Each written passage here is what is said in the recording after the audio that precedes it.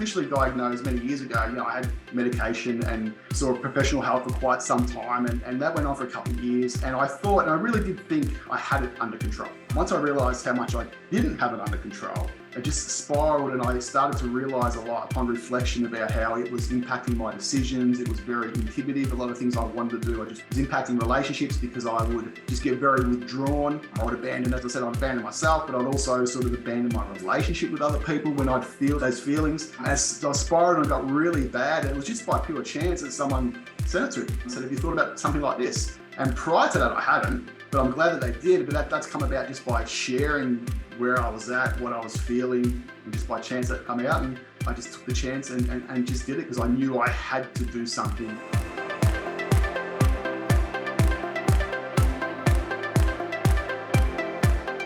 Billy, thanks for joining me today on the Lived Experience podcast. So maybe you want to start off introducing a bit about yourself and about your very own lived experience. Yeah, absolutely. Thank you.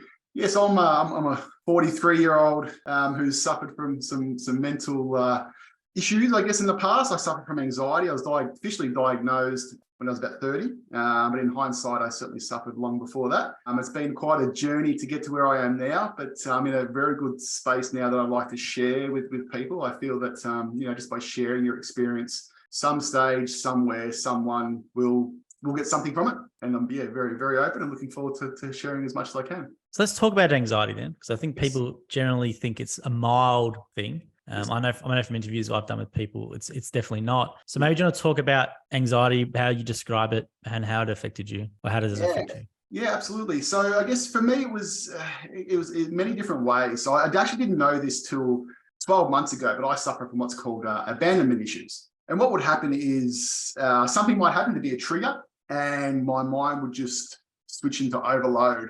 There was no concentration, no reasoning, there was no rationale, there was no logic to any of my thought processes, and it would just spiral out of control.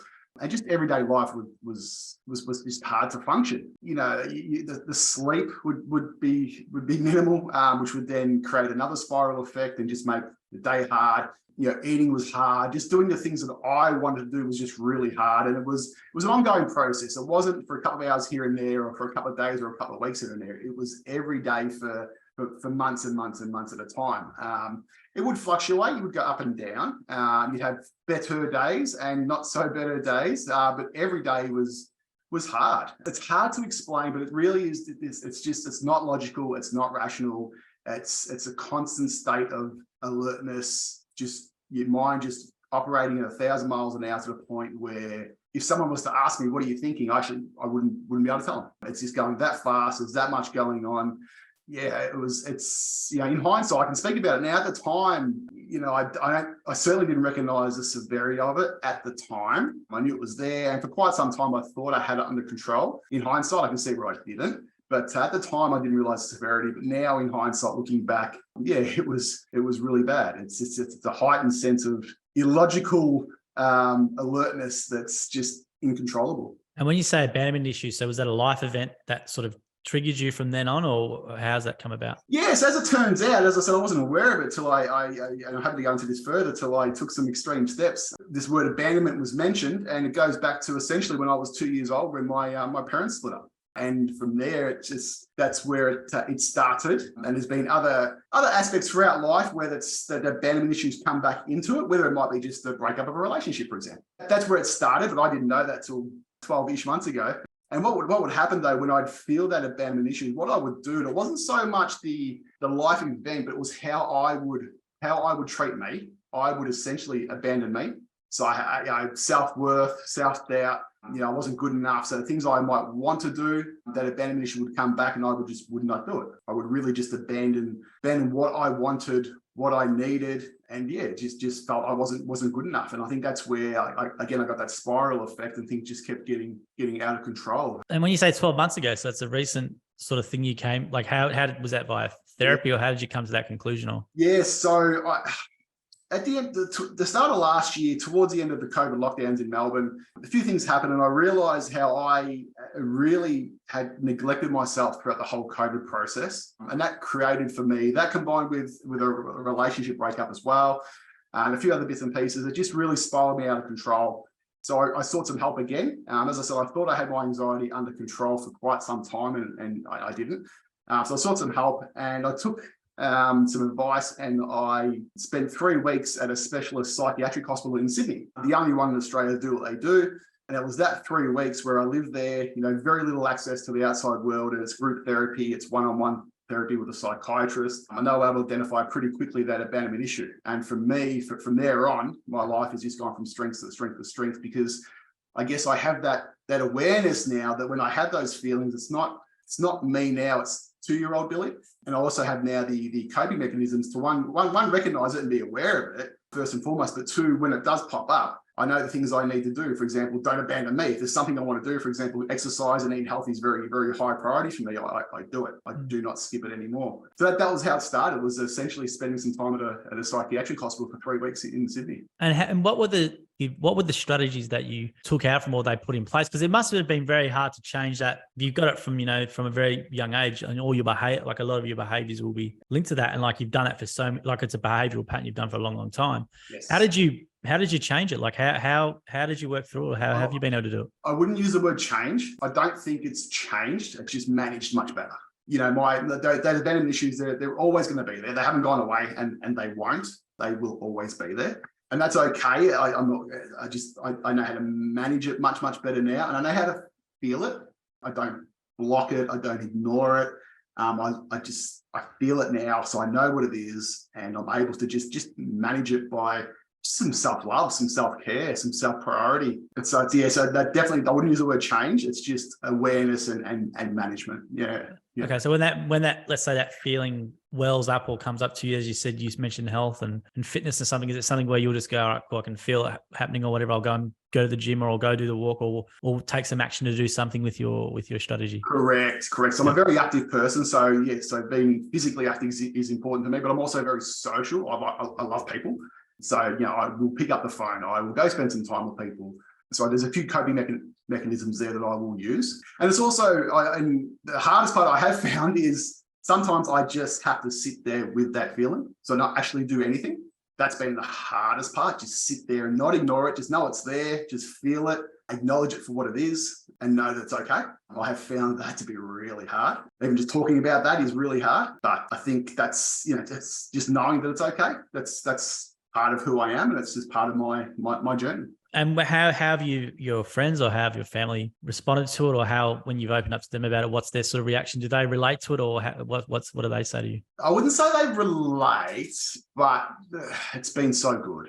It's been bloody amazing. I've got a group of friends from high school, and they were really, really, well, I shouldn't say they were, they still are. They're so good. Anytime I want to have a chat, they're more than open. I've got a brother that I speak to quite a lot, but it's also the people I work with too. So I'm very open about it. And in the workplace, it's amazing how people are just great when you open up. I have not found anyone just not amazing and just open to listening, or if I ask for suggestions, people are open to giving suggestions. So friends, family, people in the workplace, it's just been absolutely amazing. It really has. Just putting it out there, putting it out there and getting a lot of love in return. Absolutely. Yeah. And do you think anxiety is sort of brushed over by people generally regarding mental illness? Because I think with anxiety, a lot of people, as I said at the start, don't tend to think of how debilitating it can be. And obviously, firsthand how it can, obviously affected your life. So do you think it's sort of, there's as much attention as it's needed on it, or do you think it's taken as seriously as it is by the general community? I think there's definitely some misconceptions out there. I can think of one conversation when I sort of raised the topic of anxiety, and the comment I got back was, "Oh, look, we all suffer from a bit of anxiety." And yes, we do. Absolutely, we do. It's part of being human. But an anxiety disorder is so much more than that. And I guess, some people just, don't quite have that understanding of that. So in some regards, yes, I would say it is brushed over, but I would say the awareness is growing a lot every day. Yeah, well, that's an interesting comment that someone would say that everyone gets some anxiety. I guess that is true in some way, but I think in relation to how severe it is, where it really affects your life and it's debilitating to a point where it alters your life, really. Like, it's a massive impact in your life. I don't think people who don't experience it have that appreciation for how much of a debilitating illness it really is. It can be. I think so. I think there are a lot of things in life you have to experience it to truly understand it. And I think from my experience, anxiety is definitely one of those. I certainly wouldn't have understood it if I hadn't experienced it. But, I hope people don't experience it. But for those who do, they will have a true understanding of it. Having said that, there's still people who, haven't experienced anxiety disorders, but still have a reasonable understanding of it. But yeah, hopefully, the more we share, the more awareness there is, and ideally, the less people will suffer with it.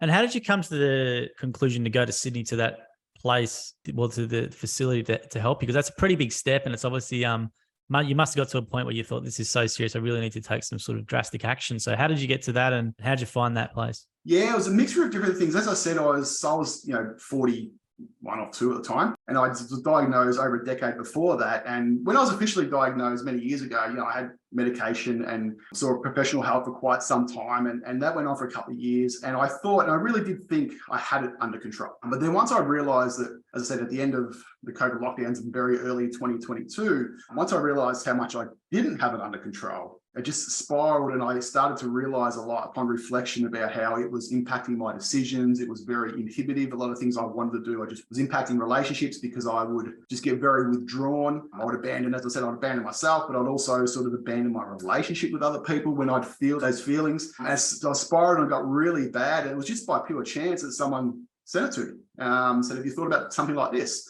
And prior to that, I hadn't. But I'm glad that they did. But that's come about just by sharing where I was at, what I was feeling, and just by chance that come out. And I just took the chance and just did it, because I knew I had to do something. Once I had that awareness of how, I didn't have it under control and how it was controlling me, I had to do something. And fortunately, the first major thing I did has seemed so far to work really well. And how did the you've mentioned the lockdown a couple of times with it. So I'm in Melbourne as well, and we remember that time. Yeah. So maybe do you want to talk about what happened during that, or how did it exacerbate, or how did it during that period? So it was tough for a lot of people, and I think it's something we still brush over a bit, where everyone says, mental health was affected during the lockdown, but no one really talks about how it actually affected individuals, or what are some of the circumstances? Yes, so it's interesting. When COVID started to really ramp up in Melbourne, 2020, around about April, May, it was very, I guess, a chaotic time. And interestingly, I felt somewhat comfortable in that time frame. And I've done a bit of research why. And people with anxiety, they're very heightened anyway. So in a chaotic environment, it's almost comfortable. And I put a lot of time and focus to make sure that other people, that I was doing what I could to help other people, which again comes back to, I spent a lot of time in COVID trying to do that. And it comes back to, again, I abandoned me. For that whole time, I abandoned me. And then, as I said, I love people. So you take the ability to be able to socialize more out of it, the fact that I was abandoning me, and it just got worse and worse. But as I said, I just wasn't feeling, I wasn't allowing myself to feel or to acknowledge. But all of a sudden, when it did, basically 2 years worth just came flooding in one go, instead of drip feeding it over that time frame, I guess. Because it was totally okay to feel whatever I was feeling at the time, because it was wasn't a great environment. It was really tough, and that's okay. But I guess because I blocked it, it just built up. Yeah, so that for me, that's what it was. It was abandoning me, not focusing on me, completely neglecting me, and then all of it just rushing back at once. It was hard. Yeah. When you say advocate, you're an advocate as well for mental health. So what do you do from an advocacy level? You do some public speaking around it, or how do you help others with it, or what do you talk to people about? I want to do some public speaking. I'm so one of my anxieties. I'm much better with it these days, but I do suffer from some self-worth issues and a lot of self-doubt, which is something I'm constantly working through. And doing a public speaking, doing what I'm doing right here, right now, does take me out of my comfort zone a little bit. Hence the reason why I really enjoy doing it. But yeah, I want to do some more public speaking. I want to do a lot of writing. But at the moment, what I'm doing more of is just making sure I'm having conversations, really open about my experience. And it's very important that it's my experience, and what I've done is work for me. It might not work for someone else, but just to have the conversation to say, look, have you thought of this? Have you thought of that? Try something. Just have that conversation. I won't say I relate to you, because it's all different, but I want you to know you're not alone. So at the moment, all my advocacy is really just making sure I'm sharing my experience, just so more than anything, people know they're not alone. It is okay to suffer and to go through it, and there are ways to help make it work for you. So at the moment, it's really just about sharing my experience more than anything else. Yeah, but I do want to evolve that into public speaking and some writing as well. Awesome.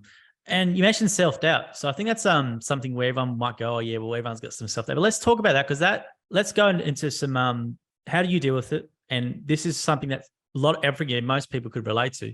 So how do you deal with self-doubt, self-esteem? What are some things that you find, or some strategies that you've obviously put a lot of work into yourself with this sort of stuff? So what's some items that you can share around it? Because it's definitely something most people would be able to relate to.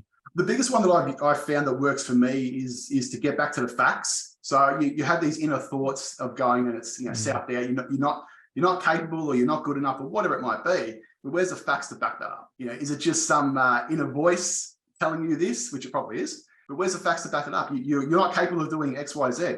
Okay, where's the facts? And what else have I done that might have been very similar and that I have done? For me, it's really looking at the facts to go, okay, well, what facts make up this thought? And that's what's really helped for me. So when I think about the putting myself out there, the public speaking and the self-doubt, I'm still progressing and moving forward is, well, I actually have done a little bit of it before. So I've got to reflect on that and think about that and focus on that and say, no, I can do this. I've been told I'm a good speaker. Okay, I'll have to focus on that, not this voice in my head going, no, you're not good enough, buddy. So for me, that's been my biggest one is looking at the facts, and also just sharing with other people and listening to what other people say, other people's opinions of me. We all have our blinkers on, we all have our blind spots, and being aware of my inner critic, he's quite severe. I've even given him a name. He's quite severe. So I've got to be mindful of that and look for other opinions of people whose opinions I value and respect. And sometimes it's hard to hear those opinions, even when they are positive. Weirdly enough, sometimes it's hard to hear that, but it's just something I just have to keep pushing through. Yeah.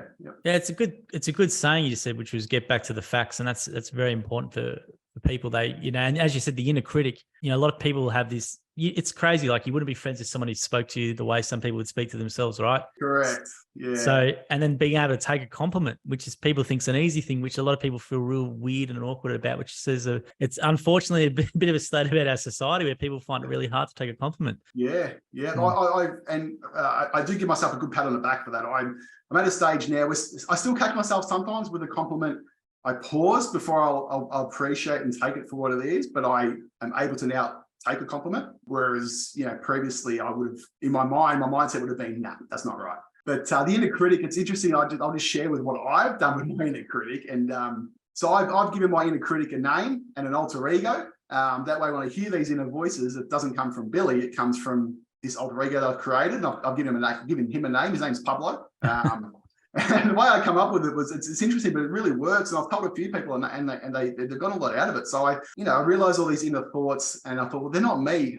This is not me. All right, so I was watching a movie, and there was a character with an evil him on one shoulder and a bad him on the other shoulder, and they were talking to each other, and I got the idea to create an alter ego. And so I've given him a name. I thought, what's the opposite of me? I'm tall, so all right, we'll go with someone short. I've got light features, we'll go with someone with dark features. I'm quite a passive individual, so I'm gonna go with someone who's quite aggressive, so I come up with the name Pablo. So when I hear those voices now, and I'm not great at it, but I'm getting much better. I hear those voices now. I talk to it like it's somebody else, like it's Pablo. That way it's not. You're separating it from yourself. It's not you. You're exactly right. Yeah. So it's a fun process too. I found it fun. It's working. It's getting much, much better. But I like sharing that because a lot of people have gotten something out of it, and a couple of people have copied it. Not necessarily with Pablo, but with another different personality, but I do like to share that. But I think separating that can really, really help, because if you're telling us, just having that separate and being able to identify and recognize it and separate it out from yourself is really, really important. It might sound like a simple thing, but I think it's something that if you can practice that or put that in place, that would definitely help, because self-doubt and self-criticism, unfortunately, is something that people just live inside their head and do it all the time. And it really prevents them from achieving what they really want to do. Yeah, it's very, very inhibitive. As I said, I combined that with my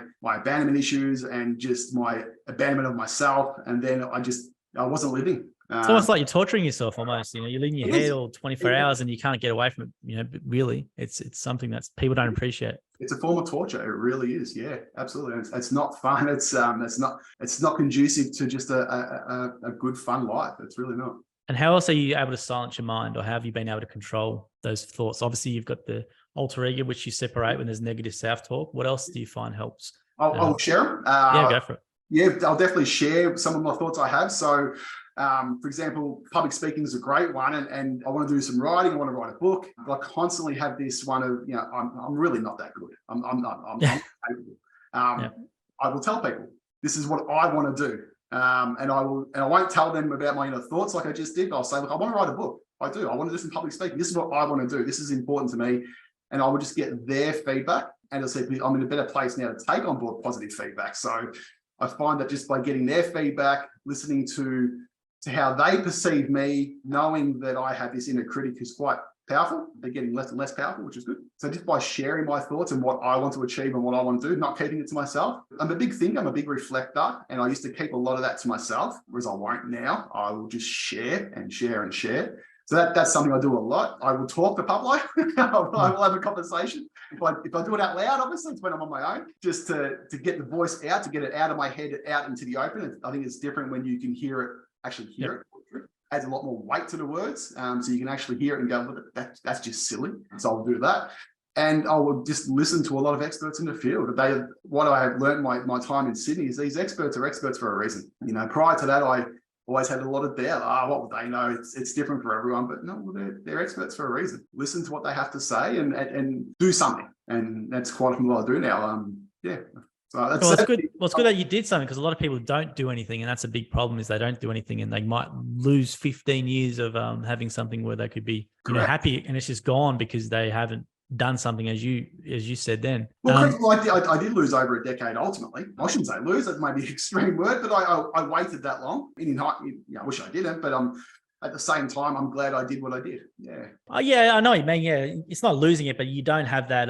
You sort of, when you get to that stage where you get the help and you've got it, you realize, oh geez, how much maybe better or how much more less thinking all the time in my head I would have been in that time. And so that's definitely something where a lot of people might have that almost a little bit of regret in that way, because they realize how easy it is to, when you get the help, or how much of a burden off your shoulders it is. Yeah, absolutely. I think it's important just to do something. It may not work first time. You may not strike gold. You might not get lucky, but that's okay. Just the fact that you are actively trying to do something, I think, is such a huge positive, and you will progress because of that.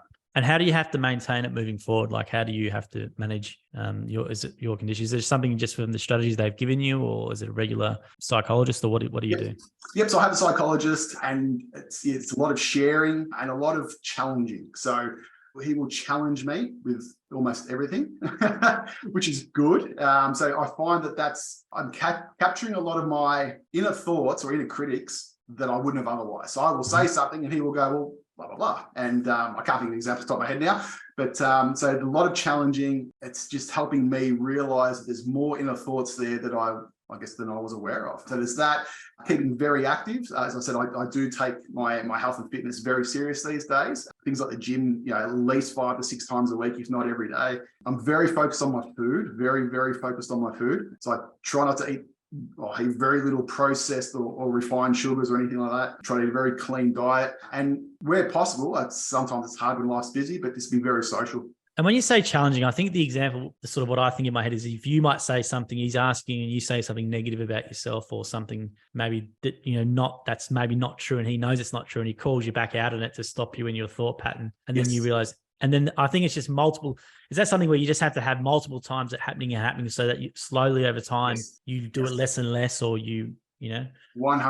Yeah. It could even be, just for example, when it pops up, I'll say, I have to go to the gym 6 times a week. And he'd be like, well, do you have to? Just be something like that. And it'll just get me thinking. And so words are power. I do anyway.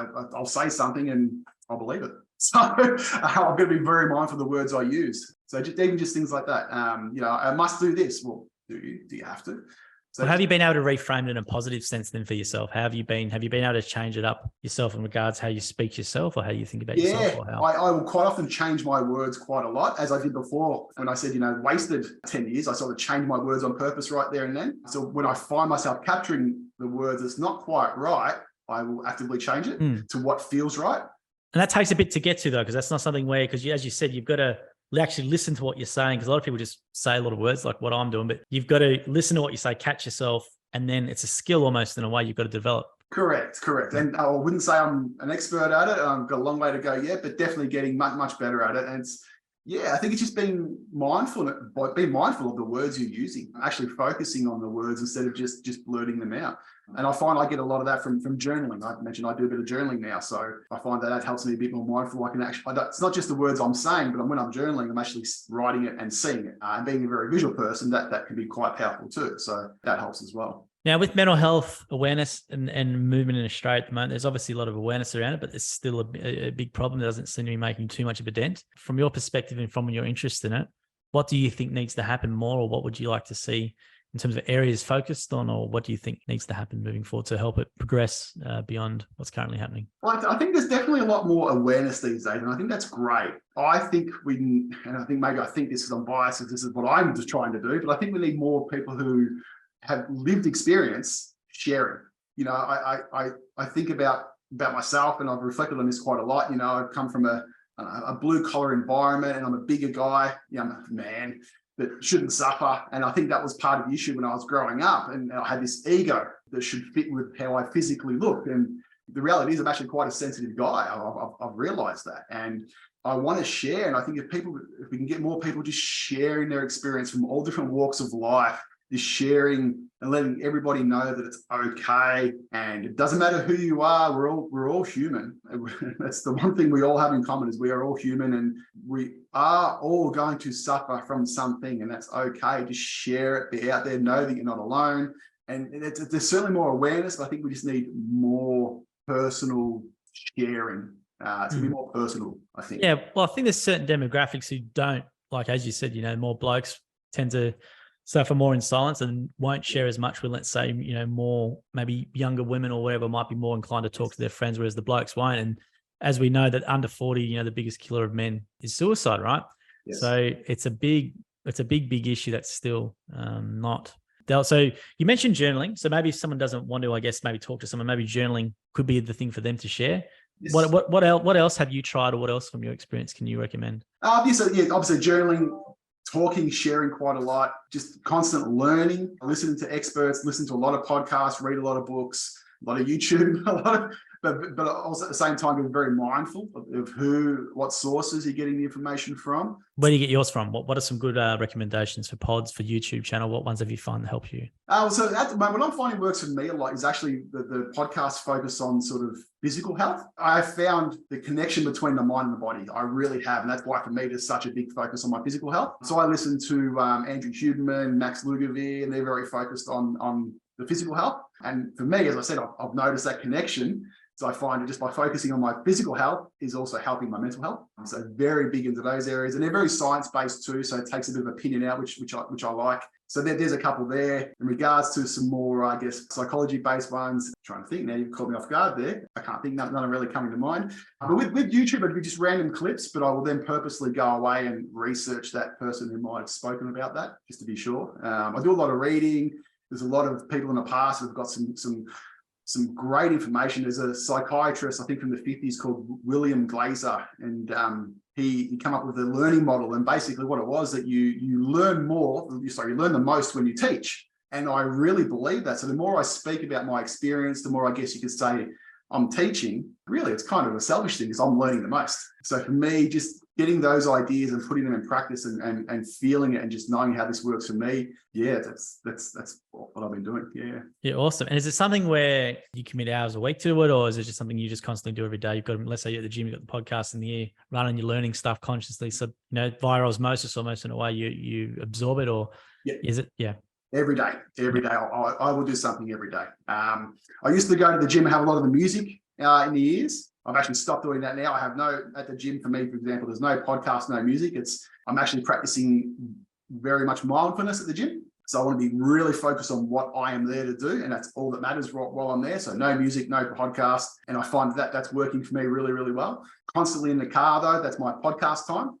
At night, there's some podcasts or some reading. But every day there is time allocated to something to continue my learning and growth. Yeah, absolutely. Yeah, no, the gym without music's very tough. It's definitely a very music's a crutch, isn't it? Almost in a way. So to take that away is very, very impressive. It's not something I could do, but I've heard a few people. There's a guy called David Goggins who I really like a lot, Yes. and he says if you should not have music at the gym whatsoever, it's cheating, and definitely should not have it if you can. Well, I found my progress. I've only been going without the music now for only a couple of weeks, 3-4 weeks, and I found just in that 3-4 weeks, the progress is quite extensive in terms of some of the weights I'm doing. I think it's just because I'm actually focused on the weight, focused on the form, not getting distracted with any songs that I might be singing along to, for example. The time in between the sets, I'm very focused on that. And it's just, there's no distractions. Because I think the music, even though music is something I really enjoy, and I use music a lot with my moods, I'll use music to get me pumped up, or I'll use music to help me relax, or I'll have music on the background during the day if I'm working from home to help me focus. And I used to do the same in the gym. I'd have the music on, but then I've found that by taking that away, it's just helped me really just be very mindful, be very focused, and have no distractions. And the progress is amazing. Yeah.